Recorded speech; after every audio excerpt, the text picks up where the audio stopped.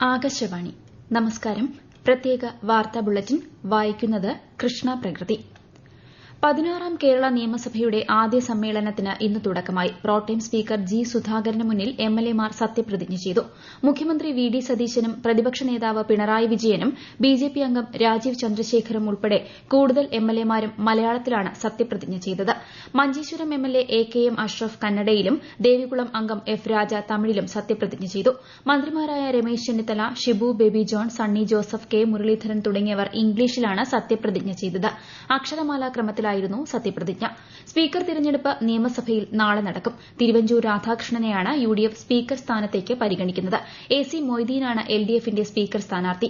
ബിജെപിയുടെ സ്പീക്കർ സ്ഥാനാർത്ഥി B B ഗോപകുമാറാണ്. Speaker തിരഞ്ഞെടുപ്പിന് ശേഷം നാളെ പിരിയുന്ന സഭ ഗവർണറുടെ നയപ്രഖ്യാപനത്തിനായി ഈ മാസം 29-ന് വീണ്ടും ചേരും. ജൂൺ 1 മുതൽ 3 വരെ നയപ്രഖ്യാപനത്തിന്മേലുള്ള നന്ദിപ്രമേയ ചർച്ചകൾ സഭയിൽ നടക്കും.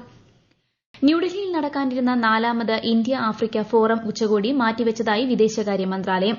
ആഫ്രിക്കയിലെ ആരോഗ്യ സാഹചര്യങ്ങൾ കണക്കിലെടുത്താണ് ഈ മാസം 28 മുതൽ 31 വരെ ന്യൂഡൽഹിയിൽ നടക്കേണ്ടിയിരുന്ന ഇന്ത്യ ആഫ്രിക്ക ഫോറം ഉച്ചകോടി മാറ്റിവച്ചത്. എബോള രോഗബാധ റിപ്പോർട്ട് ചെയ്ത രാജ്യങ്ങളിൽ നിന്ന് എത്തുന്നവർക്ക് കേന്ദ്ര ആരോഗ്യ മന്ത്രാലയം കർശന ജാഗ്രതാ നിർദ്ദേശങ്ങളും പുറപ്പെടുവിച്ചു.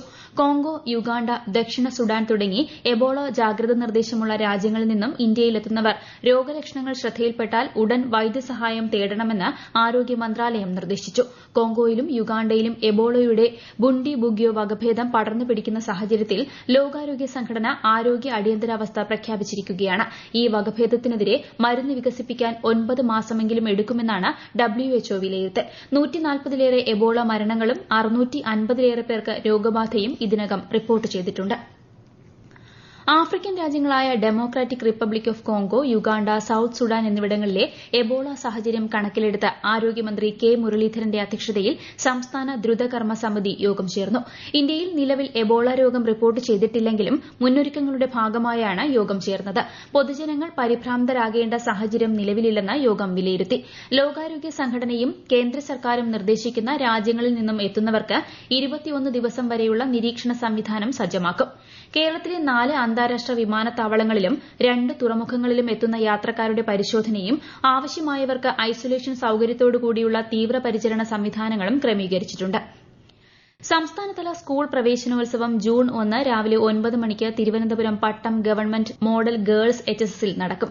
പ്രവേശനോത്സവത്തിന്റെ സംസ്ഥാനതല ഉദ്ഘാടനം മുഖ്യമന്ത്രി വി ഡി സതീശൻ നിർവഹിക്കും. വിദ്യാഭ്യാസ വകുപ്പ് മന്ത്രി എൻ ഷംസുദ്ദീൻ അധ്യക്ഷത വഹിക്കുന്ന ചടങ്ങിൽ മന്ത്രിമാരായ കെ മുരളീധരൻ, CP ജോൺ എന്നിവരും മറ്റ് ജനപ്രതിനിധികളും പങ്കെടുക്കും. UPSC സിവിൽ സർവീസ് പ്രാഥമിക പരീക്ഷ ഈ മാസം 24-ന് നടക്കും. കേരളത്തിൽ തിരുവനന്തപുരം, എറണാകുളം, കോഴിക്കോട് നഗരങ്ങളിലായി ക്രമീകരിച്ചിട്ടുള്ള വിവിധ കേന്ദ്രങ്ങളിലായി ഏകദേശം 21,000 ഉദ്യോഗാർത്ഥികൾ പരീക്ഷ എഴുതും.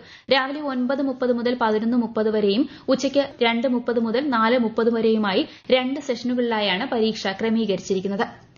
എറണാകുളം കിഴക്കമ്പലം ഭൂമി കുടിയൊഴിപ്പിക്കലുമായി ബന്ധപ്പെട്ട DGP റിപ്പോർട്ട് 3 ദിവസത്തിനകം സമർപ്പിക്കണമെന്ന് ആഭ്യന്തരമന്ത്രി രമേശ് ചെന്നിത്തല. പോലീസ് നടപടികൾ സംബന്ധിച്ച് സമഗ്രമായ അന്വേഷണം നടത്തി റിപ്പോർട്ട് സമർപ്പിക്കാൻ അദ്ദേഹം വകുപ്പ് സെക്രട്ടറിക്ക് നിർദ്ദേശം നൽകി. പോലീസ് നടപടികളിൽ വീഴ്ച സംഭവിച്ചിട്ടുണ്ടോ എന്ന് അന്വേഷിക്കാനും ഇത്തരത്തിലുള്ള സംഭവങ്ങൾ ഭാവിയിൽ ഒഴിവാക്കാനുള്ള നിർദ്ദേശങ്ങൾ സമർപ്പിക്കാനും അദ്ദേഹം ആവശ്യപ്പെട്ടു. കാസർഗോഡ് പെരിയ ഇരട്ട കൊലപാതക കേസിലെ പ്രതികൾക്ക് പരോൾ അനുവദിച്ച സംഭവത്തിൽ ആഭ്യന്തരമന്ത്രി രമേശ് ചെന്നിത്തല അടിയന്തര റിപ്പോർട്ട് തേടി. എത്രയും വേഗം റിപ്പോർട്ട് സമർപ്പിക്കാൻ അദ്ദേഹം ആഭ്യന്തര വകുപ്പ് അഡീഷണൽ ചീഫ് സെക്രട്ടറിയോട് ആവശ്യപ്പെട്ടു. റിപ്പോർട്ടിന്റെ അടിസ്ഥാനത്തിൽ തുടർ നടപടികൾ സ്വീകരിക്കും. കേസിലെ 5 പ്രതികൾക്കാണ് നിലവിൽ പരോൾ ലഭിച്ചിരിക്കുന്നത്. സ്കൂൾ മാനേജ്മെന്റ് കമ്മിറ്റി മാർഗ്ഗനിർദ്ദേശങ്ങൾ 2026 സർക്കാരിൽ നിന്നും തദ്ദേശ സ്ഥാപനങ്ങളിൽ നിന്നും ഗ്രാന്റുകൾ സ്വീകരിക്കാത്ത സ്വകാര്യ അൺഎയ്ഡഡ് സ്കൂളുകൾക്ക് ബാധകമല്ലെന്ന് കേന്ദ്ര വിദ്യാഭ്യാസ മന്ത്രാലയം. എന്നാൽ സുതാര്യത, പങ്കാളിത്ത ഭരണം എന്നിവ പ്രോത്സാഹിപ്പിക്കുന്നതിനായി ഇത്തരം സ്കൂളുകളിലും സ്കൂൾ മാനേജ്മെന്റ് കമ്മിറ്റികൾ രൂപീകരിക്കാവുന്നതാണെന്ന് മന്ത്രാലയം വ്യക്തമാക്കി. സൌന്ദര്യവർദ്ധക വസ്തുക്കൾ കുത്തിവയ്പായി ഉപയോഗിക്കാൻ പാടില്ലെന്ന് സൌന്ദര്യ ചികിത്സാ ക്ലിനിക്കുകൾക്കും ഉപഭോക്താക്കൾക്കും നിർദ്ദേശം നൽകി കേന്ദ്ര സർക്കാർ. സൌന്ദര്യവർദ്ധക വസ്തുക്കൾ ലേപനങ്ങളായോ സ്പ്രേ രൂപത്തിലോ മാത്രമേ ഉപയോഗിക്കാവൂവെന്നും Central Drug Standard Control Organisation അറിയിച്ചു. IPL ക്രിക്കറ്റിൽ ഗുജറാത്ത് ടൈറ്റൻസ് ചെന്നൈ സൂപ്പർ കിങ്സിനെ നേരിടുന്നു. ആദ്യം ബാറ്റിംഗിനിറങ്ങിയ ഗുജറാത്ത് 13ാം ഓവറിൽ വിക്കറ്റ് നഷ്ടപ്പെടാതെ 125 റൺസ് എന്ന നിലയിലാണ്. കേരളത്തിൽ ശക്തമായ മഴ തുടരും. തിരുവനന്തപുരം മുതൽ എറണാകുളം വരെയുള്ള 7 ജില്ലകളിൽ ഇന്ന് മഞ്ഞ ജാഗ്രതയാണ്. ലക്ഷദ്വീപ് തീരത്ത് ഇന്ന് ശക്തമായ കാറ്റിനും മോശം കാലാവസ്ഥയ്ക്കും സാധ്യതയുള്ളതിനാൽ മത്സ്യബന്ധനത്തിന് വിലക്കേർപ്പെടുത്തി. പ്രത്യേക വാർത്താ ബുള്ളറ്റിൻ കഴിഞ്ഞു. അടുത്ത വാർത്താ പ്രക്ഷേപണം നാളെ രാവിലെ 6:45-ന്.